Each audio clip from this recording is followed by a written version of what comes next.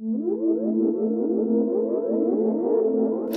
I go into a client's house and they give me the walkthrough, I can tell you exactly what rooms we're going to have activity in.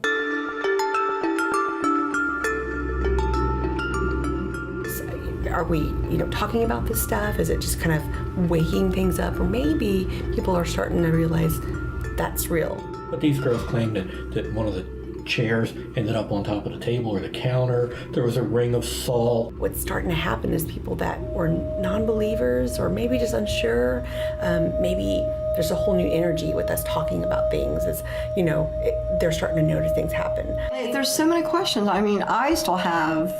Even as an investigator? Yeah, for myself. That's not like on the TV shows. It's not a what the hell moment. Mm-hmm. It's nothing scary. Yeah, we don't run out of places. She's not going to yell and freak out and all the we don't tape up people's floors.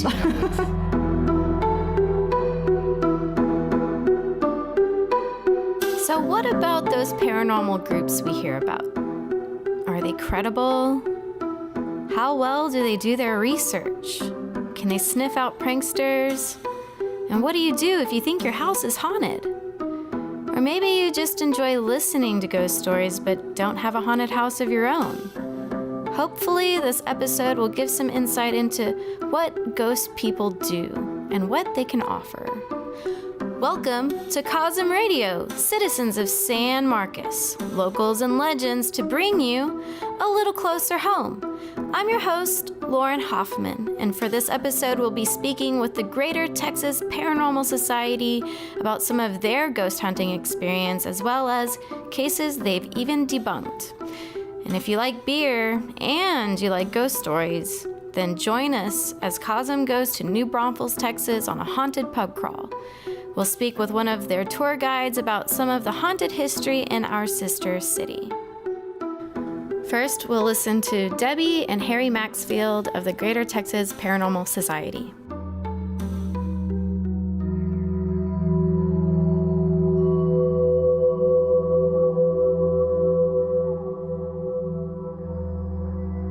When I was little, I've had a couple of experiences, but he had me, instead of us investigating all over the place with like different groups and stuff, he said, why don't you go ahead and do your own group? I'm like, I was kind of hesitant. And I said, yeah, might as well, because we're going here, investigating here, investigating there. So that's what we did. Well, I was about 2, and my grandmother lived in, I don't know if it was her house, see, they're all deceased. I don't know if it was her house or my aunt's house, because they lived with her also, or she lived with them, I'm not really sure. But they had poltergeist activity. So anytime, if my parents wanted to go out, if my grandmother babysat me, she would never leave me alone. I had to sleep with them, my grandfather and my grandmother. Like the bed would shake. I thought it was funny because I was only 2, I didn't know what was going on. The cans out of the pantry would just fall, or they'd be moved to a different spot. And if you were eating dinner, you had to set another place. Okay. Otherwise the chair would shake. And so I'm assuming this house had some history? Evidently. I know exactly where it is too. Yes, okay. I still remember where it is. Wow. Okay, yeah. So these are some of your earliest memories then. And then when I was 8, my grandfather, we were really close and he passed away. And he came to me one night also, and that was after my little sister was born. And he asked me, oh, how do you like your little sister? I said, I don't, because I don't. And, I had a little table and chair set, and he sat down, I sat on his lap, just talking. And then he says, okay, I have to go. He put me back in the bed, and that was the last time I'd seen him. And what about you? Have you had any experiences? No experiences growing up. Nothing at all, really. It was more Deb got me into it. So I was skeptical until you finally experience something, whether it was just being touched or something like that, and then you'll start to think, well, then maybe there is something. Mm-hmm. But prior to that, no, I had no belief or interest even. Okay. About how many cases has your team investigated, and what does the investigation usually entail? And what's the first thing you start with, and what does it end with? Oh God, how many investigations? Or roughly, ballpark. About 75? 75, 80, somewhere in there. Wow. Yeah. And this we've is in done the a lot. greater, now, are y'all going all over Texas, or is this? This is in New Jersey Oh, okay. and Texas. Okay, both places. Okay. And Pennsylvania, Okay. Delaware, Maryland. First I meet with the client. They have a 4-page questionnaire that I go over with, but they have to answer my questions. That way I can determine, what kind of case it is, maybe if they have something there, if I could help them. Okay, so, and then once that's done, we'll set up a date and a time to do the investigation when it's convenient, for both parties.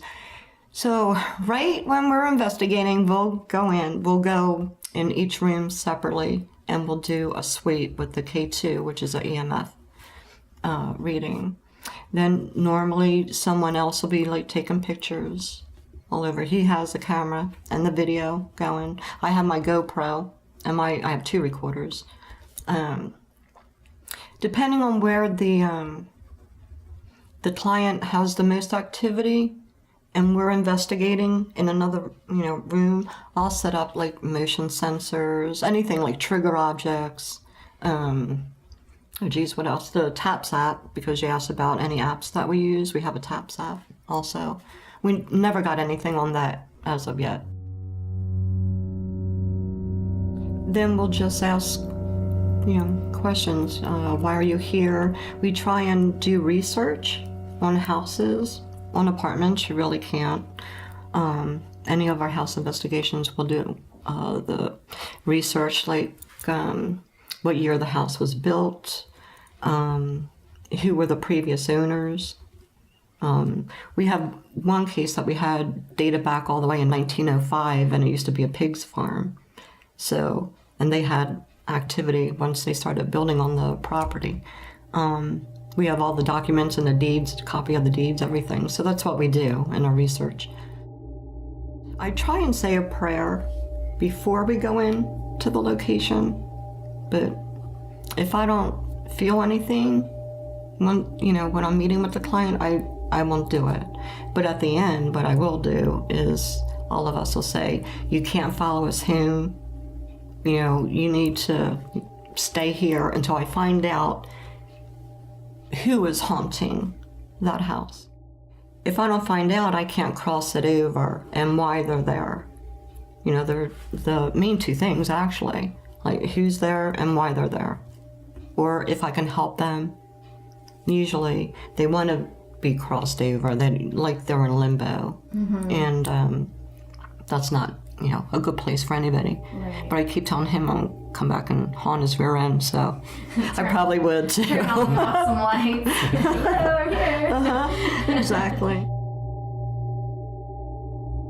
Usually the client will say being touched, smells, Moving objects, apparitions, sounds. Yeah, sounds. But sounds are kind of hard to do. I mean, we can go in and debunk, the sound. It could be your heating system, after it cools off, or what, you hear the click, click. Yeah. You know what I mean? Which we've done.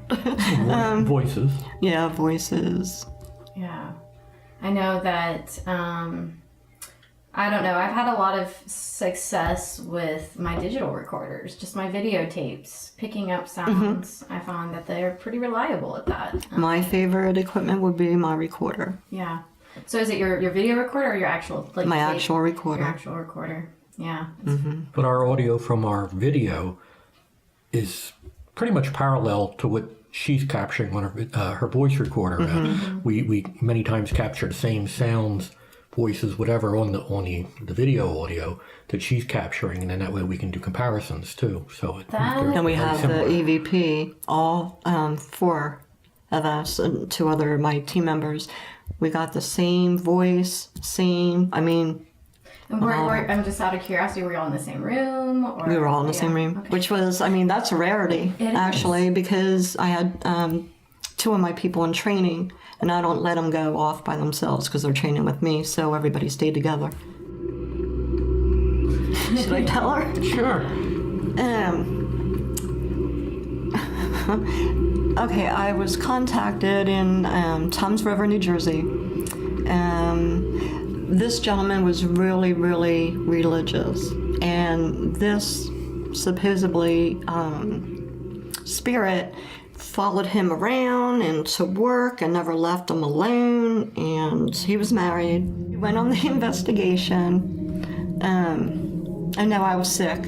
You went, and I reached out to a couple other groups to see if they could help, which they're really good in New Jersey in doing that. So Tony, he works for the Monmouth County Sheriff's Department, and he was the Mike Dolan went. Mike Dolan, he's on the Demon Files actually, so he helped me on this one. Nothing happened. He heard sounds in his house, and his house wasn't much bigger than half of this.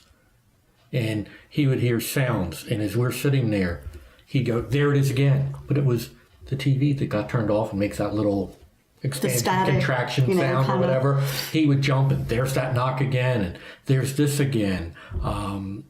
Just everything. His spirit talked to him through his cell phone. His spirit was everywhere with him. He was pretty much a nutcase. Yeah. And just really off. That's why I said you really want to know about the first one. But then he contacted again. So went up there again. And Tony was there in Derrick this time. So after the investigation, okay, nothing happened. So he's texting me, the whole time, nothing's going on, nothing's happening. Never got anything on our recorder. Nothing. So then the guy, those guys left, came back home. A couple weeks later, something like that, the guy calls Tony. So Tony calls me, and he said, "That nut keeps calling me." He said, "Can you handle it for?" I'm like, "I'll take care of it," because it was my case. That's why Tony was calling me. So I said, "I'll take care of it." And Tony even told the guy, "You call me one more time, I'm going to have you committed." So that was the first. But see, he was a typical client that says, "I have hundreds of hours of recordings on cassette tape." He's doing all his own audio recordings and stuff, but they never produce a single recording. Yeah. Or they have hundreds of pictures. You don't usually see any pictures or video. They claim they have all this stuff, but they'll never give it to you. And usually what I'll do, I'll give them my paranormal email, and if they, captured anything, I would have them send over any, pictures or video or whatever, like a small clip of, whatever. But half the time they won't send it. Yeah. So then I'm thinking, okay, should I do this investigation?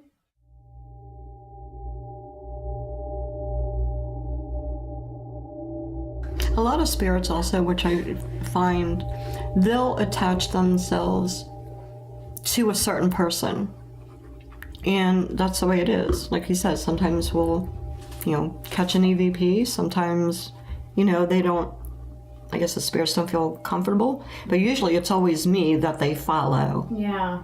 I'm like, Okay. It's not scary, actually. It's kind of I don't know, Intriguing. yeah. The perfect example of that is we did the Absecon Lighthouse, which is in Atlantic City. Old historic lighthouse built in the 1800s sometime. It had 20-something lighthouse keepers until they shut it down in 1950 or so. Now it's open as a museum and that sort of thing. And again, part of the research, we pulled up all the lighthouse keepers from the first one to the end. We had their names, the date that they served as lighthouse keeper, that sort of thing. When we were there, of course, we go down the list trying to identify, are you William, are you Pete, are you John, using the first names, last names, whatever. We kept getting results with William, I think it was, right, William? And he was the first lighthouse keeper. And we'd only get results when we would reference him. Any of the other names on the list, it wouldn't. And followed me all night. I had my cell phone on me. We were all the way up in the tower. So my K2 didn't go off when we went up in the tower.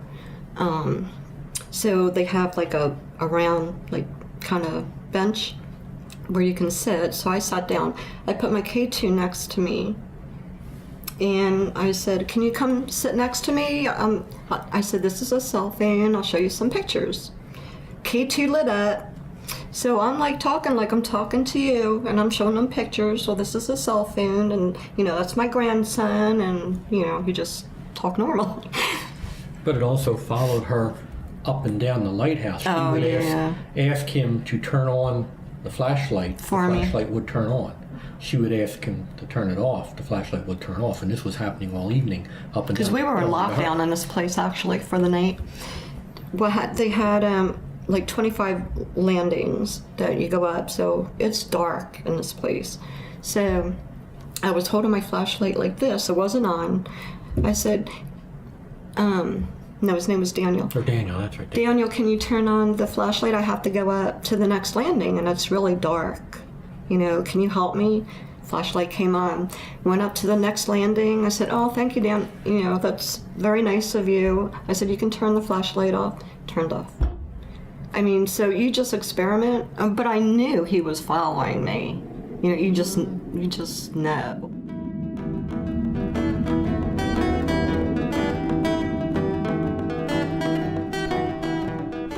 Is traffic driving you up the wall and not down the road?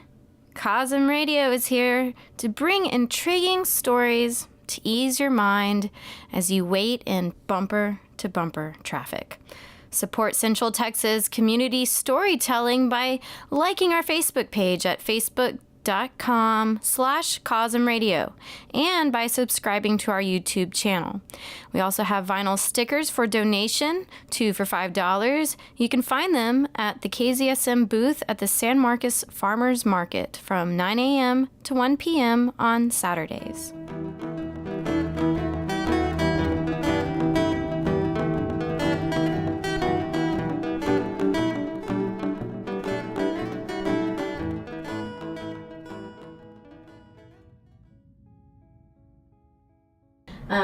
Anything that sticks out in your head, a story maybe from Texas or in this area that you can think of.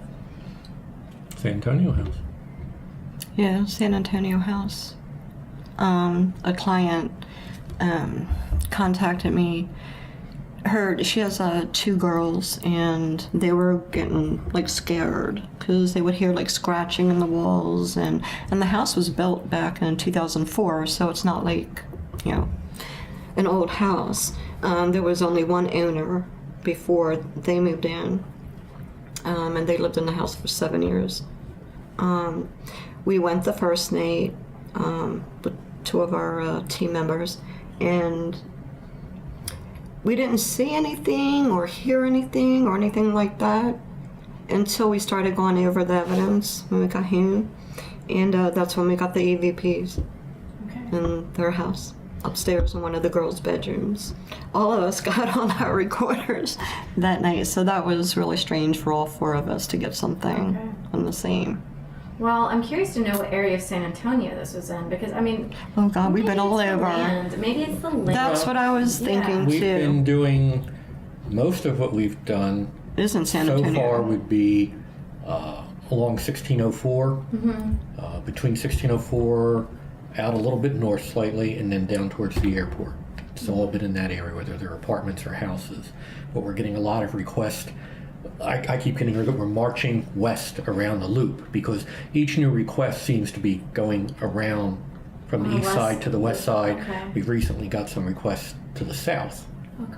So we're getting all over the place. It's not necessarily in the middle. It's not in the middle. It's not historic downtown area, that sort of thing. They're apartment buildings, they're houses. It's a mixed bag. For the majority of people living in a haunted house, do you find that there's a common factor that makes a person more susceptible to having these experiences, besides them maybe just being on the psychic side? There's so many answers to that question. And most of them don't seem to be psychic. Yeah. They're more they're more something's happening. Okay. Like vulnerable, I guess. Yeah, or afraid or whatever. Are they kind of reluctant in reaching out to y'all sometimes? Are they still kind of in that state of denial? We'll get people, I know this sounds crazy, but I get it all the time. Yeah. Always.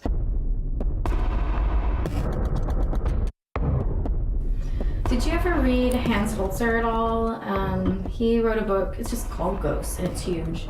And he'd worked with Ed and Lorraine Warren, and he made an interesting observation that, yeah, he mentioned, girls, going through puberty. But he also mentioned that sometimes people who have a disability, say you get into a car accident and you can't walk, and you have a lot of stored up energy that you normally wouldn't have, and put them in a place that's could be haunted, and bam. It could be your medications that you're on. High EMF readings, because that gives you anxiety. I mean, there's one of the houses we investigated. We didn't get anything upstairs or anything. You go down to the basement with the millimeter, hiked up to what? Very, very high. I mean, we were, actually in the dining room, which was the first floor, that's where we had on the equipment set floor, up, like our staging area. And there were high EMF readings just right there, around the table, down by the floor. So after nothing's happening on the first floor, we went down to the basement, and on the first floor, readings of maybe 20 milligauss, something like that, okay, which is high, But we got downstairs, and there's wires all over the place from various rewirings and cable and telephone and you name it. There was all kinds of stuff. We were getting readings of 200. It was and really just high. following these wires, and I mean that's like dangerous high. And plus, they were all on anxiety medication. So our recommendation to them was, you need to get your wiring checked out, because you're living in the middle of this really big EMF hotspot, and that might have something to do with the anxiety you're all having. Wow, so it not only causes anxiety, but I guess invites certain energy. Where they think, because Okay. Interesting. yeah. But that was high. I mean, you'll never see those kind of readings. I mean, like that. And again, we documented all to video, and you can see the readings going up. Get away from those cables. It went down, but it was up onto the first floor in that dining room area, which again would be like one of their central spots. And I didn't feel comfortable down in the basement either.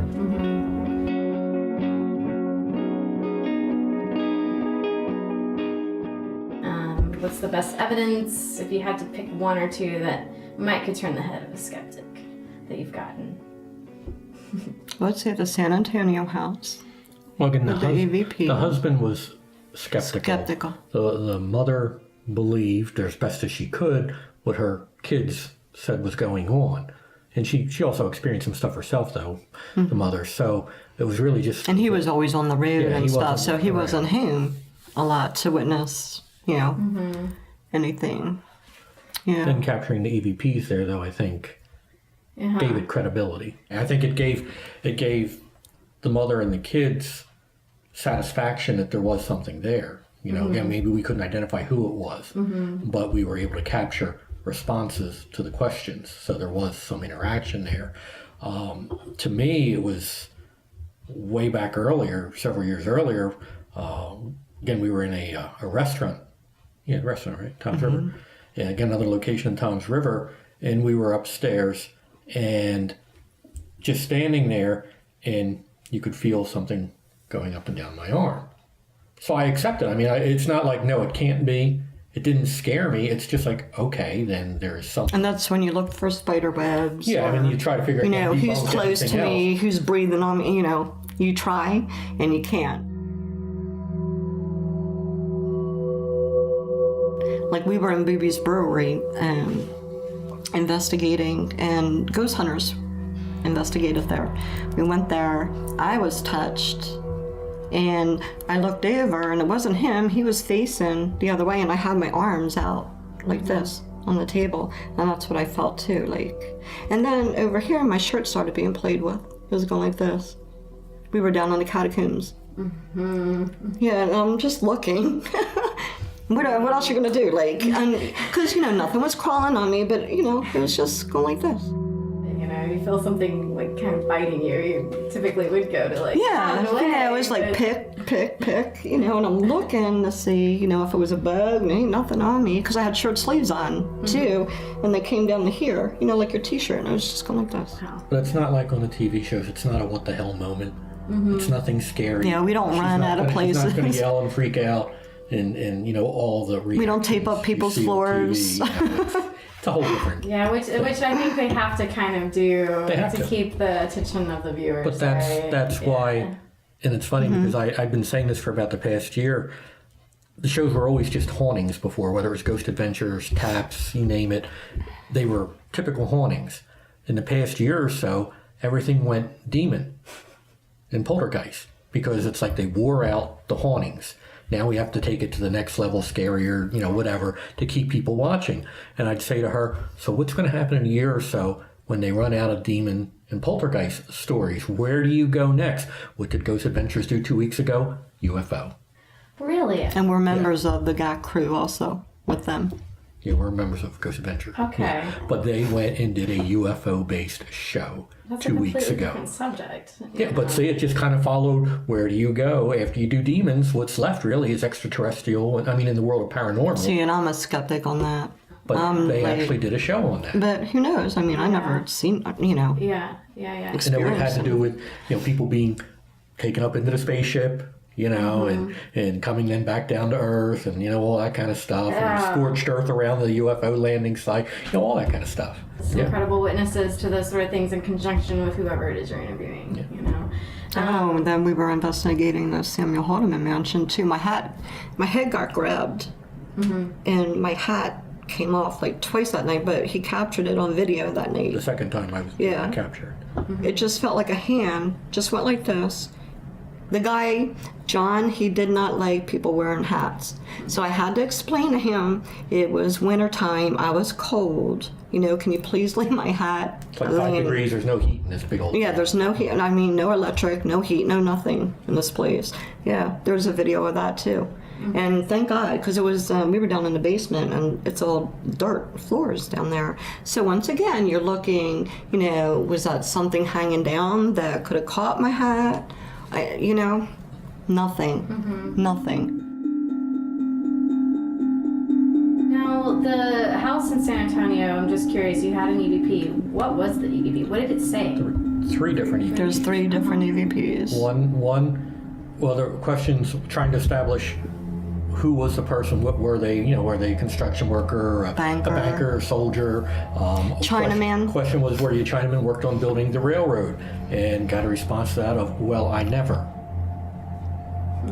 There was a question, are you still here? Did we lose you? And it said, hi. And the third one was, hi, well, I never, and, oh, it's me. Yeah, it's me. Yeah, and another question, and it said it's me. And those, again, we captured it on the audio of the video, captured on her digital voice recorder, was captured on another digital voice recorder. So it's all there, all 4 happened of at the them. same time, and again, we can compare with timestamps and everything else. This is all the same event. Wow. Who it was, we don't know. That's pretty incredible. Wow. Oh yeah, we've only been here a year. Yeah. And like I said, well, in September, we were only here, 6 months? Not even? We moved in the weekend of the May. May floods. Yeah. That was our Really, move-in that's- weekend. Yeah, May, June, July, Yeah, August, we moved in September. here that weekend. Okay, we were only here 4 months, and then even people from New Jersey were still calling me. They're like, oh, I thought you just went there on vacation. I didn't know you moved because they wanted us to investigate. So I'm like, well, if you want to pay my airfare, I'd be glad to come back. You see, most of To our investigate. requests are, though, coming from San Antonio. We've had a few in San Marcos, and they've been kind of flaky and just never pan out in terms of getting back with us, even meeting with us. They contact you, oh yeah, and they'll send you some pictures that are all blurry, and they're seeing all kinds of things in the pictures, and you look at the picture and it looks like crap, and it just never comes through. So we've never really even met with a couple of those clients. They just, they don't even pan out.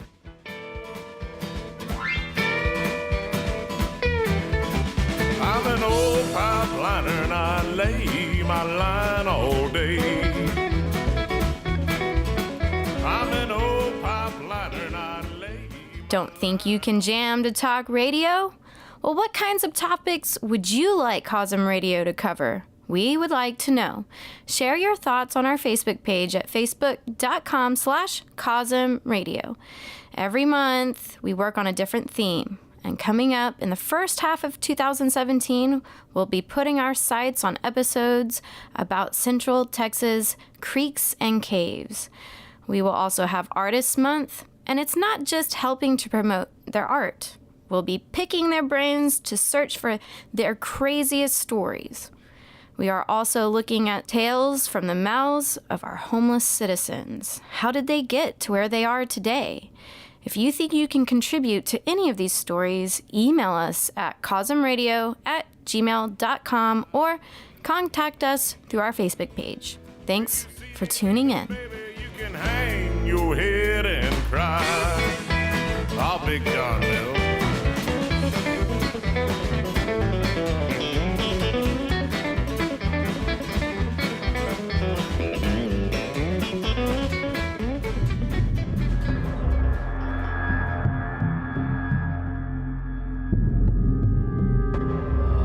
We had a freaky one here with the Roku episode, where it was in one of the college apartment complexes, and they claimed that this spirit was talking to them through their TV. Okay. So, and we actually went there twice, and the first time we went was a Saturday night, and of course, being in the college complex, it was noisy. Oh, yeah. Okay. So we went back then during a weekday afternoon. Well, the first time we were there, because it did it the first time, right? Mm-hmm. Okay. So we're there, and they're claiming that this entity speaks to them through their TV, and they have a Roku connected to it. Now, we never used Roku, I knew it existed and what it was, but never had any experience with it. But they said that it would just tell us, get out of the apartment, do this, leave, whatever. So, and it would respond to them.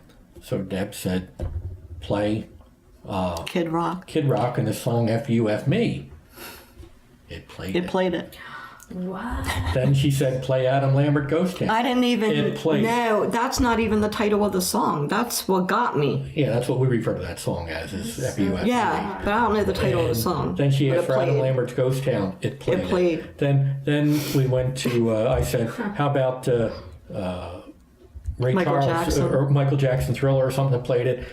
Ray Charles Hit the Road Jack. It played it. So we're thinking, okay, there's something going on here, but something that might be more being manipulative than anything else, because they also claim that this spirit was going to come out or reveal itself on the 21st of that month. It's supposed to be a full moon.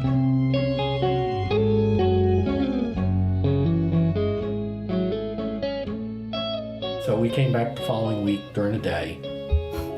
It didn't do anything. Now, one of the other girls was there. There's 4 girls living in the apartment. One of the other girls was there that day. And she's sitting there the whole time on her phone. So I'm watching this girl because we did a little checking around to see how you can control activate the TV Roku phone, your and theme. remote. Because you would never see on the TV screen, it didn't say it was searching for Ray Charles, Hit the Road Jack, or anything else like that. It just came up and played the song. So you didn't see a search box or anything like that. So we did some checking, and I went on some forums. I went to Best Buy and talked to a guy there about Roku. And yeah, you can enter from your cell phone, if you've got the Roku app, whatever, you can put in your request, and no, it probably won't come up with a search box then on the screen. So we're watching this girl, and she had her phone. I even had a camera trained on her, and I'm just standing there watching her the whole time. She didn't do anything. Really? Where the other time at night, constantly. We even on her asked her to phone, give us her phone. So we think we got played. But they claimed that they went to the police twice. The police came out. We even got the officer's name. We were going to go and try to get see the report, but we didn't do it.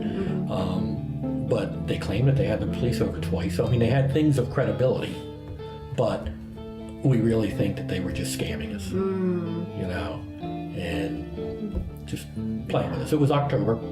Okay. That wasn't our first rodeo that we got But played. these girls claimed that one of the chairs ended up on top of the table or the counter. There was a ring of salt, all the things that you see referenced on other shows and stuff.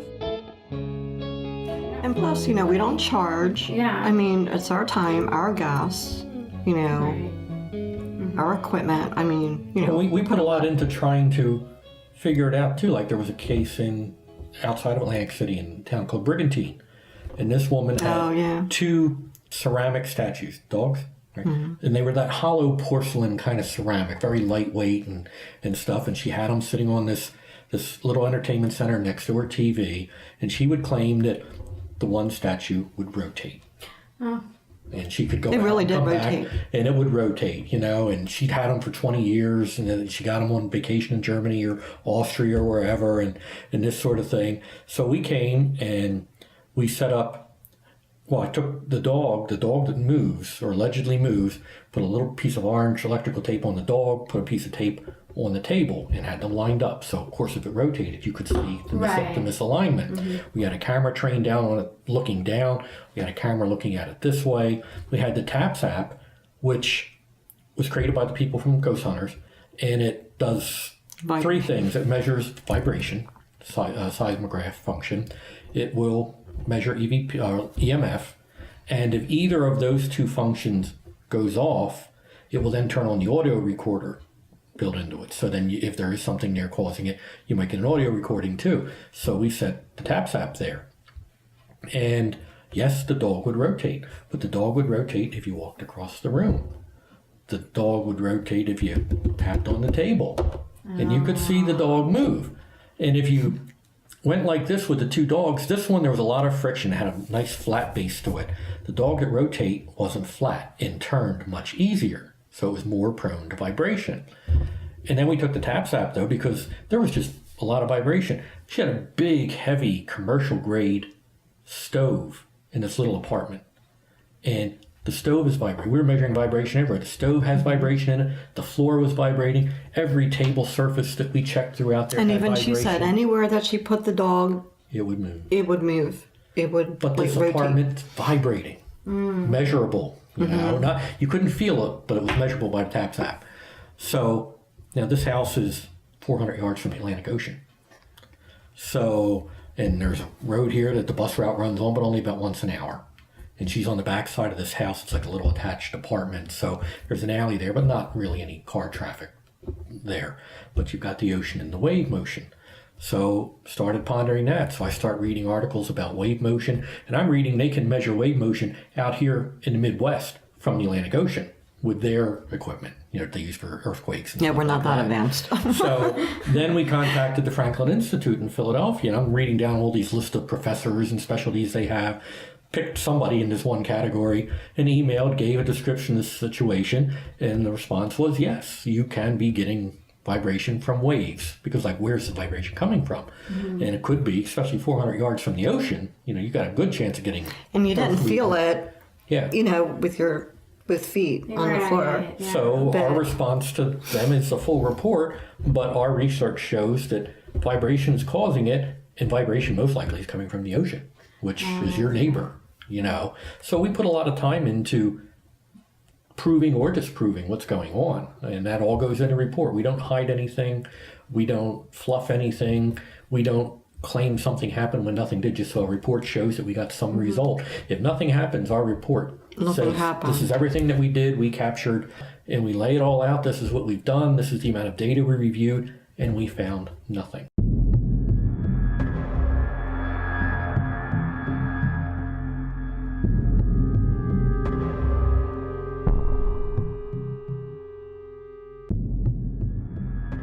My last question about the paranormal stuff, the orbs. I've heard a lot of people, they kind of dismiss it because they're not quite sure if it's dust or something else. What do y'all think of orbs? We did miss some. Yeah, they're usually dust Only in the air, bugs, dust in the camera. unless you lenses. have something to back it up. And I'll give you an example. Right. We were investigating the Marconi Hotel. It's over 30,000 square feet, this building. We were upstairs in the attic, and Tony from the sheriff's department, he was with us. We all went upstairs in the attic. He said, because Harry had the camera at the time, and he said, Harry, I feel something cold over my right shoulder behind me, quick, take a picture. And Harry did. There was an orb about that big. You can see right through it. We've took millions of pictures that night.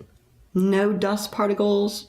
Pictures were clear as day, except for that one picture. And then when he said, take a picture, because I feel something behind me. And it was a rather large orb in the picture. And you can see right through it and the brick. So you could see the brick behind it. I mean, it was definitely a transparent something different than your normal little Because Little, we like, have people early on in our group in New Jersey that we called one of them the Orb Queen, because every picture she took had orbs all over it. And I mean, it's their cameras, it's the angle of their flash to the lens can cause it too, the where the light is hitting the dust and stuff. Some people just have orbs all the time in their pictures, no matter where. Robin did until she bought herself a new better camera. Yeah, Robin. We never get orbs in our pictures. I mean, we don't get dust particles. We don't. It's and we're not doing anything special to avoid it. She's using a little Nikon. I'm using a Fuji. It's just the nature of the beast. But we're comfortable with. We never see them. So if something really shows up, then we'll try to work with that particular thing because it was a rarity. And that, like I said, that was a rarity. All right. But for somebody to say, oh, I feel something cold, quick, take a picture. The coincidence of that. What do y'all think happened when we died? What are y'all beliefs and theories? Well, I know I'm coming back to haunt him. Yeah. And it's not going to be pretty. Yeah.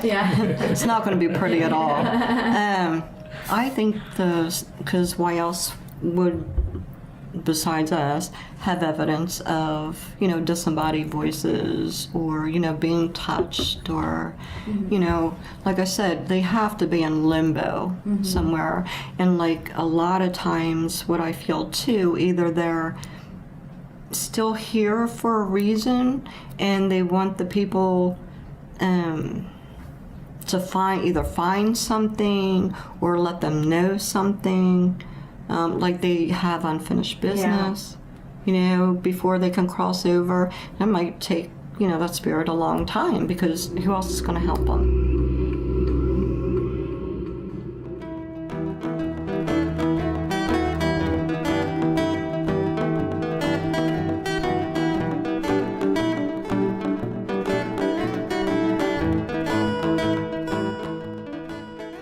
If you're feeling like you're in limbo yourself lately, it's completely normal. Get your rear into gear and let's go meet up with some restless spirits with some spirits. Up next, we're going to New Braunfels to join the haunted pub crawl to fish for some of their knowledge and stories coming up next. Stay tuned.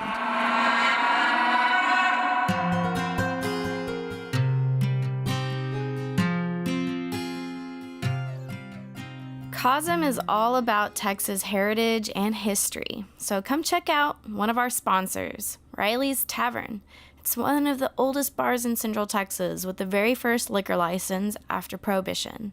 It's located about 2 miles from the York Creek exit off of I-35. There's live music, drink specials, a beer garden, pool tables, and lots of honky-tonk. Go to COSMRadio.org to find out how you can become a sponsor for this podcast.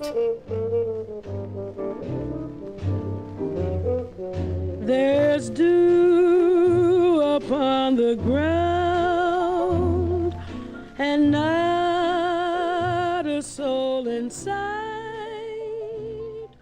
I'm walking by the river. So the haunted pub crawl in New Braunfels takes place once a month. So if you don't have anything going on, you should definitely check it out. So we got to go to several different bars and got the haunted scoop on each building. However, one of New Braunfels' most haunted places, the Faust Hotel. So if you've never been to the Faust, you're in for a surprise. It's seriously classy, but like vintage style, and it's affordable. Quoted from their website, it states, shortly after World War I, New Braunfels community leaders sought to include a world-class hotel among its attractions to out-of-town visitors. A local businessman by the name of Walter Faust Sr. spearheaded the project. The hotel opened on October 12th, 1929, just 2 weeks before the stock market crash. Originally dubbed the Travelers Hotel, the hotel was considered one of the best hotels in Texas for the period and soon became a central meeting place for business travelers and families alike. So we decided to conduct the interview there, and little did we know, right before this interview, activity already started happening. It was probably a coincidence, but it was clear I was alone in the hotel's restroom. There was a closed stall next to me, but it didn't seem like anyone else was there. However, something set off the motion detector in the closed stall next to me. I looked down, and there were no feet. So, I don't know what that was. I mean, that stuff happens, sure, but the coincidence of it? That's not the only trickery the hotel presented that night. Let's tune in.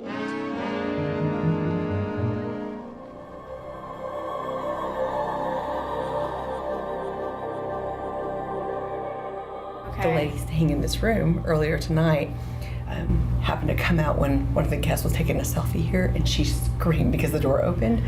And so the lady goes, "Oh, I'm so sorry." And she says, "Okay, we're on the ghost tour." She's like, "What do you mean?" She goes, "Actually, I have a story to tell you." And so I'm standing here, and she said, "Every year we stay here." And she says, "We're from Kyle, so we come visit friends, and we just party downtown. We have somewhere safe to walk and stay." And she said, "My husband was coming out of the elevator, and he says when he got out, there was a gentleman well-dressed man sitting with a hat.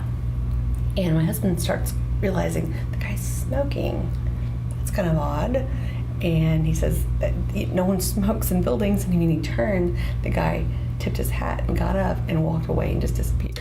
Oh my gosh. So, it happens so much. So I was like, "Oh, that's wow. That's so awesome." So she had to tell us that.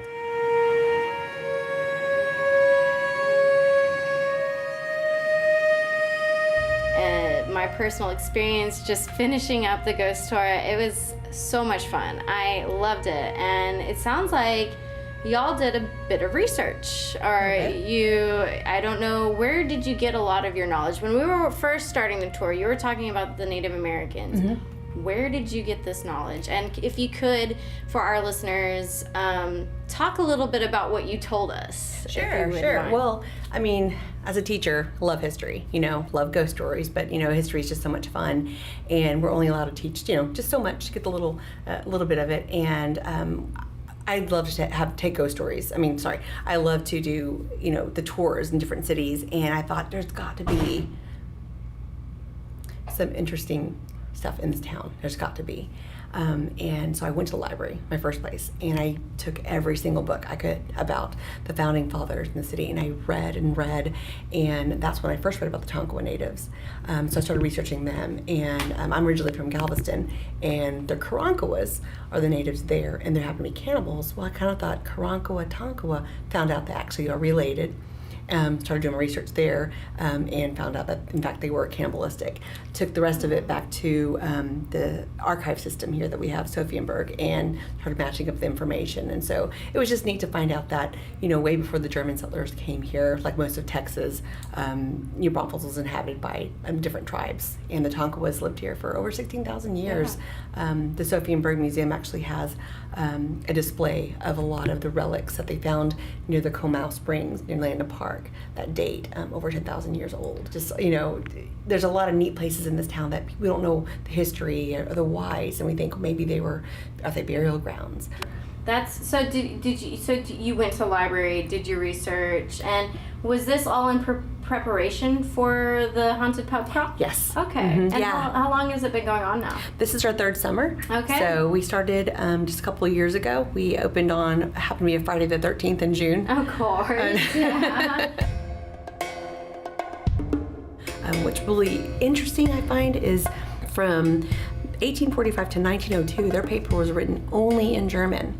Up to the 1950s was German and English, and they still have not transcribed them into English. So we have a lot of information that we're waiting for, some people to go and, interpret it for us, because we only know so much. Something we've noticed is, was real important when we started the business is that we told a lot of the people, the businesses, like what we're doing. Because this town being the way it is, like I was like, oh my, are they going to shut us down? Are they going to even let us have this business? And the Fowls actually is one of the buildings, like they were like, you know, you can talk about us, but we really just appreciate if you wouldn't. But legally, they couldn't do anything about it, you know. And now they've just kind of gone, oh yes, come. People are staying here. They're wanting to stay here, and they're starting to let us have stories. And so we're trying to, even like the Prince Solomon's building, same thing. They were like, you know, back off a little bit. Didn't like that. It's getting bad press, and they're finding the opposite.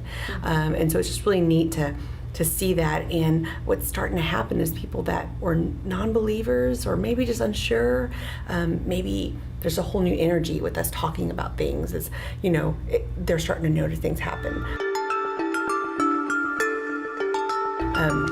We interviewed a bartender at the Phoenix Saloon, and we were just kind of interviewing randomly.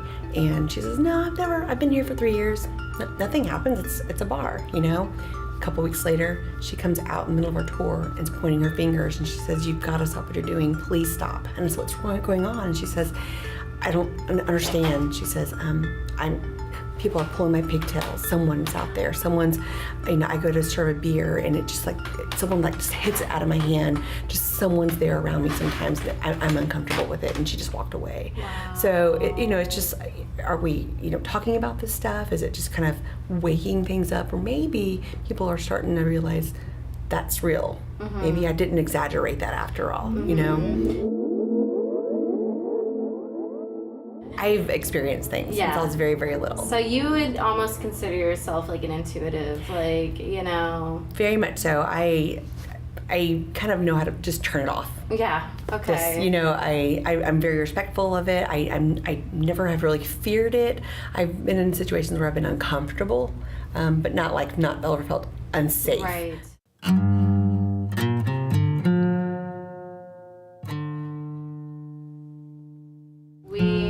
My first interview I did with a man, his name was Dr. Garza, and his people come from that area of Texas a long time ago. He is working on repatriation right now. He is working on getting remains repatriated. Wow. Because his people believe if you touch those remains, you're messing up a person's journey in the afterlife. Wow. And of course, you know, Europeans, they dig that up and they're like, wow, this is artifact. No, in Texas, there's a law. You're not supposed to touch a person's grave. It's interesting that you say that because I am part Apache. And one of the places that we do on our regular walking tour, which is Old City Hall. And it's an old building, and NewEngland's bakery actually had its start there. Oh, okay. It's the oldest bakery in Texas, 1868. Yeah. But it didn't actually move to its current location until 1872 they moved. But what we found was that that area is very haunted. And we don't really have a lot of backstory. Usually I can find death certificates, and I can find, you know, something that says this person died or this happened, and we don't know. We know it was an old city jail at some point. We hear tales about that, but every business that's there doesn't survive. It's just in and out. And finally, there's been a business there, Underground Pizza, that's been there for a while. And we found out that before they opened Underground Pizza, that they actually owned another business in Savannah, Georgia. It was a 300-year-old home that they, and so they were like, oh, we were very familiar with spirits. And the joke was when they came here, I'm like, wait, they're like, we're on your ghost tour. What's going on? I said, well, I don't want to tell you anything because I don't want to give you information. But I'll tell you what, I'll come back and check on you in a month and you tell me what happens. And so they started sharing things that I have heard, and it was just neat kind of making that together. I'm like, I think maybe you'll last. Maybe that's what it is. If you agree with the spirits like you, maybe your business will flourish. And that's what's been happening. But when I do the tour, I always tell our guests, you know, we don't understand the energy that's here. Our guests is maybe, because it's an area right near the entrance of the canal. So we're thinking maybe this is just like a area that the natives inhabited, or maybe it's a grave area. Maybe it's something important to their culture. Well, this medium happened to be on my tour. And she didn't say anything until the tour was over. And she came to me and said, I don't want to frighten you. And I didn't share anything, you know, personally on the tour that night. And she says, but when you were talking about indigenous people and how maybe you feel that you didn't have proof, but you feel that maybe this is just a sacred ground somehow. She said, I had to look up twice because there were two men standing next to you. And it was weird. She said, I could see through them, but they were taller than you. They didn't have shirts. They had on long hair and almost like a loincloth. And she said they were standing almost guarding you and very proud. She said that their shoulders were broad. And she's like, and I think you hit the nail on the head. This is very important ground, and they feel you're protecting it. Is there one story that sticks out in your head that maybe you would like to share for the listeners in San Marcos to invite them on your tour? It's actually the very first story that I came across and couldn't believe, and it was the axe murder. This event happened July 22nd, 1872, and basically on the corner of Castile and Bridge was an old house of the Velker family, and Mr. Velker, he was actually our town mayor at the time of the story, and he was our only pharmacist, a very well-known family, and his daughter was basically brutally murdered in the middle of the night. There was an axe murder from Seguin who just basically took 22 whacks out of her, and it was a horrible event. They didn't understand why. She was found on the trundle in her room. She had a visiting friend from Seguin, and named Helena, who actually was struck one time by this axe murderer before Emma's brother, the little girl's brother, came in and kind of ruined the plan of this guy to continue killing. And it was just eerie to think that happened back then, And unfortunately, we found out that there was another, actually the woman who was just hit one time with an axe, Helena Faust, her husband, William Faust. Too many Faust families. I know. There's many Faust families, and what's interesting is they're all from different parts of Germany. Mm-hmm. But I'm sure related at some point. But anyway, he basically was trying to kill his wife Helena and accidentally killed Emma in the process. And he was put on trial and is found guilty. And he admitted of the whole crime. And of course he said, I didn't mean to kill the little girl. I meant to kill my wife, but I was foiled with my plan. But he was actually killed through his jail cell. He was shot through his cell. And when I heard about that, it was true. And what's interesting is that I went to the Sophienberg to find the house. The women there were like, this didn't happen in our town. And I said, no, this isn't. I had to find the book and show them. And we ended up going through the archives and finding it. And the St. Paul school there is over the house. They tore it down in the 80s. So it's crazy. The people here, they're very protective, and I don't know if that, and people, I just mean most of the original families that are still here. They're very proud families, and I know we talked a little bit on the tour how the original New Braunfels people, they just kept intact. They didn't like information leaving. And although this area is growing, they still have that. And they call them Auslanders. You're an outsider. And there's a kind of a hidden rule here. You have to be here 10 years before you kind of get out of that. And you earn a little bit more years if you do a little more community. But if you could just really just start, be open-minded and trustworthy of these people. They're not being rude. They're just very guarded about their rivers, and their community. They're very proud people. And I think once you're open and you're helpful, you'll find that the community will be open to you. It's true. Community is key. To stay up to date for scheduled haunted tours and pub crawls in New Braunfels, go to facebook.com/NB Ghost Tours, all one word. If you think your house is haunted, get in touch with the Greater Texas Paranormal Society by liking their Facebook page at facebook.com/Greater Texas Paranormal Society. We have some new themes coming up next month. We're looking at stories of passion, fate, and grit. Do you have a story? Email us at COSMRadio@gmail.com. That's COSMRadio@gmail.com. Listen to COSM Radio first with KZSM.org's live streaming every Sunday from 3 to 4 p.m. Better be thinking of some juicy ghost stories to share come this October. Seriously, we can never prepare too far in advance, especially dealing with ghost stories. Send them our way. And thanks for tuning in. Baby Jesus had a 9mm. Mother Mary had a dad and he beat her. Now they're in the street just looking for blood. Vampires in my neighborhood. I love